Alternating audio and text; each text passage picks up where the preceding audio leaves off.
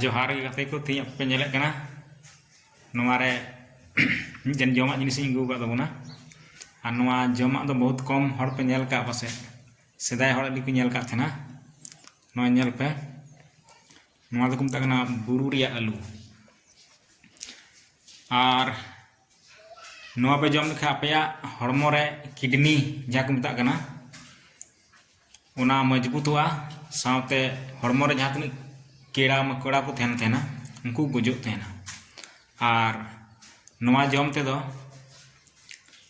अडी आयमा मायांग सागेनो तपेया तो नोंकाना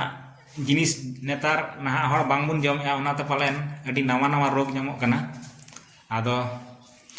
मने हुयुग कना इयो थोड़ा गानी जम लगी नोवा बुरु आलू और ओकालका सिबिला और नोवा नुना अलगा जिनिस कना जहाँ तो नोवा रे चीज बांग खर्चा बांग दो बुलुंग बुलुंग हबी तो बांग खर्चा सिर्फ दा और इसिन कतेन जम तबन पे नोवा बछर रे जुदी अपे मी महीना लगातार पे जमा बांग एनखान अपे हड़मो और अपे हड़मो रे जहाँ तक पार्ट मिना सनाम पासे बुरु धीरिल के केटेया तपेया और कोनहो नोवा रे असर अपे हड़मो रे बाय पड़ाव चुआ तो उन बेस रान कना नोवा रान दो को जमा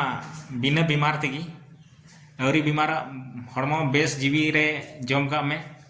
और बेस की तहन तमा तो बुरु दिसम हड़ दो नोवा नुका जहाँटा गिले मनेया उना गिले